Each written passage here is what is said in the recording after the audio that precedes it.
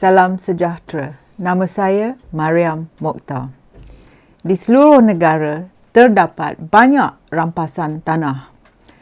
Kebun kecil pomelo di Tambun, ladang sayur di Cemor, Kantan yang dekat Ipoh dan juga di Cameron Highlands di Pahang. Ladang teh di Longgong juga dan dusun durian di Raup dan juga kayu keras tropika dari Rizab Alam Semula Jadi. Di seluruh Malaysia, boleh dikatakan di setiap negeri, kerajaan tidak peduli tentang kaum petani dan ini termasuk pekebun sayur. Malangnya, giat untuk berusaha, titik peluh dan darah tiada bermakna untuk kerajaan negeri. Kerajaan lebih minat menolong syarikat luar negeri seperti yang terdapat dalam High Tech Park. Kerajaan lupa yang petani dan pekebun sayur berusaha untuk menanam tanaman makanan, membiak ternakan supaya rakyat mudah dapat makanan. Dengan cara ini, rakyat tidak perlu bergantung pada pengimportan makanan dari luar negara seperti terdapat di negara Singapura. Apabila permintaan melebihi bekalan, harga cenderung meningkat. Jadi, kalau kebanyakan bahan sayuran terpaksa diimport, harga sayur lebih tinggi kerana kos pengangkutan, import barangan dan sebagainya. Jadi, lebih bagus kalau rakyat boleh menikmati bahan sayuran tempatan. Kami mempunyai berjuta ekar tanah untuk dipajak oleh industri pertanian. Tetapi, kalau pekebun sayur tidak cukup tanah untuk berkebun, harga sayur akan naik kerana permintaan melebihi bekalan. Petani bukan saja memberi manfaat pada diri mereka dan pekerja mereka, tetapi pekerjaan mereka juga membawa keuntungan pada industri tempatan. Industri yang bekerjasama dengan pihak petani seumpamanya ialah industri membuat traktor dan jentera pertanian. Mereka yang membuat makanan haiwan termasuk makanan untuk ikan dan juga udang. Jika ada yang berpendapat bahawa berurusan dengan kaki tangan Jabatan Jalan dan Pengangkutan JPJ adalah buruk, tunggu saja sehingga anda bertemu dengan penjawat awam yang angkuh di pejabat tanah. Pada suatu ketika, beberapa petani mempunyai wang untuk sewa tanah. Jadi, mereka menanam tanaman di ambang hutan dengan atau tanpa kebenaran kerajaan. Hari ini, pembangunan dan kemerosotan bandar telah membawa masalah berkembar ketamakan dan eksploitasi komersial ke depan pintu rumah petani seperti yang berlaku di Raup. Di mana durian Musang King ceritanya. Raup yang terkenal dengan perlombongan emasnya, kini atau tahun lepas menjadi pusat perebutan jenis lain iaitu daging emas durian Musang King. Syarikat JV Pahang hanya meminati kawasan petani kerana permintaan dunia terhadap durian Musang King juga terdapatnya pokok durian yang matang.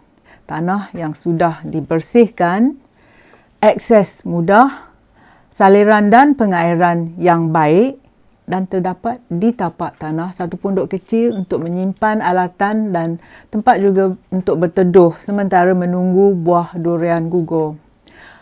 Petani berkata bahawa pejabat tanah dan juga Lembaga Pemasaran Pertanian Persekutuan iaitu FAMA menggalakkan mereka menanam tanaman untuk menggalakkan sara diri dan tidak membiarkan tanah terbiar. Ramai orang menuduh petani Raup sebagai setinggan haram. Ada pula yang mendakwa kumpulan JV Pahang adalah perampas tanah yang tamak. Tiada siapa yang bercakap tentang pihak lain yang juga bersalah, iaitu Jabatan Tanah, the Land Department. Selama beberapa dekad, Jabatan Tanah telah terlibat dalam banyak pembelian yang boleh dipersoalkan. Di Ipoh misalnya, bekas orang kuat UMNO Baru pernah beritahu saya, iaitu setiap kali dia masuk pejabat tanah dan galian, dia terpaksa sedekah RM100 seorang dari pion pejabat hingga ke kerani dan orang lain yang tapak tangannya kena diberi dana. Sehinggalah dia sampai ke pejabat pengarah. Ini dakwaan dia. Orang ini kawan baik dengan bekas Menteri Besar. Tetapi berapa ramaikah rakyat biasa macam anda dan saya yang boleh menikmati keistimewaan yang sama? Ramai orang tidak puas hati apabila melawat pejabat tanah. Mereka berkata yang mereka berada di bawah belas kasihan kaki tangan. Mereka tidak berani merungut kerana fail mereka akan hilang atau diletakkan di bahagian bawah peti fail. Setengah orang terpaksa membayar sekali lagi hanya untuk mendapatkan permohonan mereka yang didakwa oleh penjawat awam sudah hilang.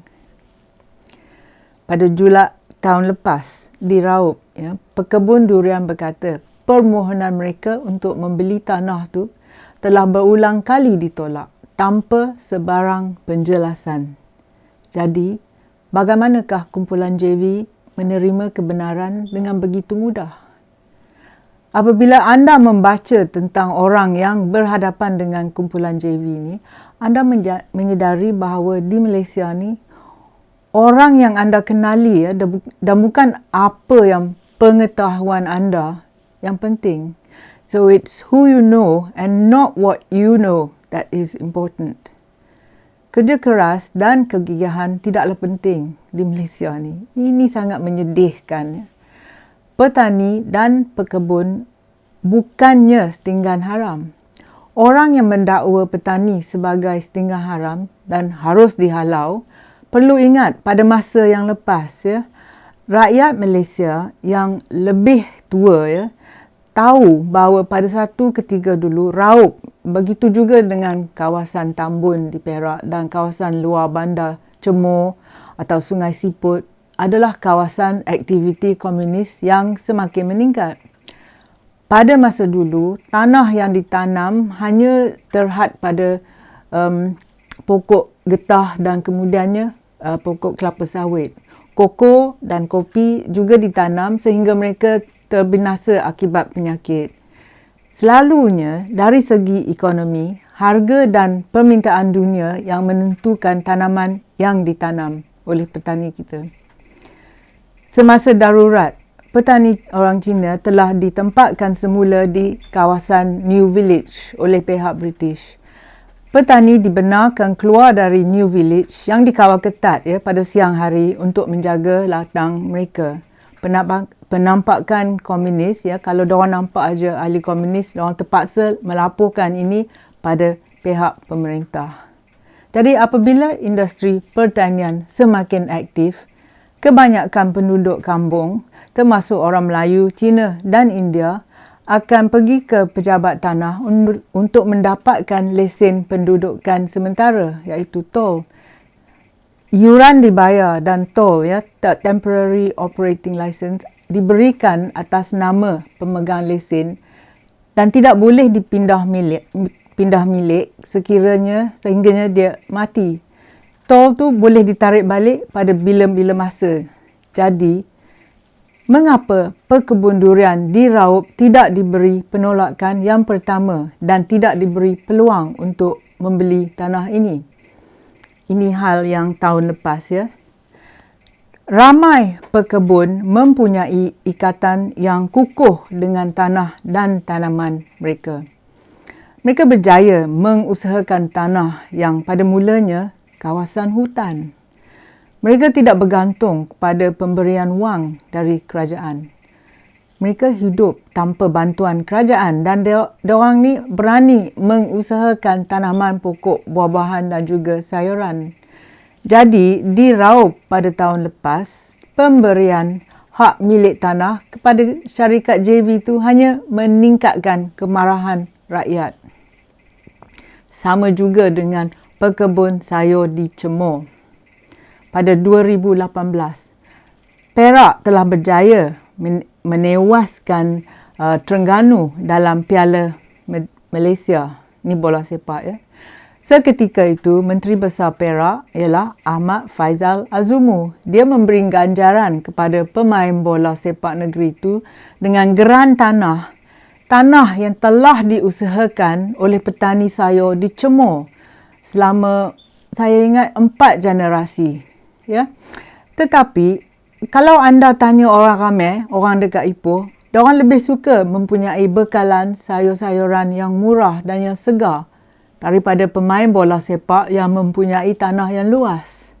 Ironinya ialah bekas MB ni pernah bergambar bersama petani tambun untuk mempamerkan buah limau pomelo ketika mempromosikan pelancongan di Perak. Dia juga ingin mempromosikan pelancongan eco dan tani seperti yang didapati di Pahang. Kebanyakan tanah yang cantik semua dikhaskan untuk VIP dan ahli politik. Ini mana keadilannya? Ya? Macam di Pulau Perhentian, ya, satu ketika dulu bila saya melawat Pulau Perhentian, nelayan telah membawa keluarga saya ke sebuah teluk terpencil yang indah, ya, di pulau itu. Apabila saya bertanya sama ada penduduk pulau itu memiliki tanah itu, mereka berkata, tidak, ahli politik dan VIP yang memiliki semuanya.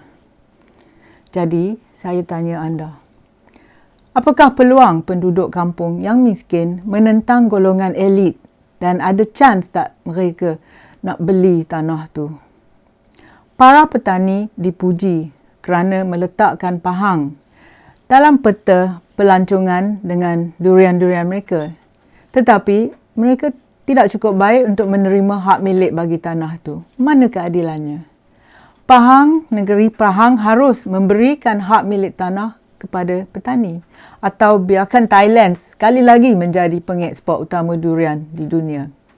Rakyat sedar bahawa menteri besar yang tidak bertanggungjawab dan yang korup, seperti di Perak dan Pahang, berlakunya kes di mana kerajaan telah rampas tanah yang diusahakan beberapa dekad oleh petani dan pekebun sayur. Seperti yang saya katakan tadi, di Cemor, di Tambun, di Kantan dan juga di Cameron Highlands. Kerajaan telah jual tanah ni pada kroni dengan harga yang murah. Itu dakwaan orang ramai. Tindakan yang sepatutnya ialah supaya kerajaan kembalikan kepada mereka yang rajin dan telah bersusah payah mengusahakan tanah itu dengan kejayaan. Jadi, yang patut diberi tanah ini atau diberi peluang mengusahakan tanah itu ialah pekebun sayur dan petani. Mereka akan menentukan yang kami, ya rakyat, akan mendapat bekalan sayuran yang murah. Ini juga akan membawa kesihatan pada rakyat dan manfaat pada ekonomi tempatan. Terima kasih kerana sudi menonton. Jumpa lagi. Kalau anda suka video saya, sila tekan like dan subscribe pada channel YouTube saya. Pertimbangkan menyertai laman Patreon saya. Terima kasih.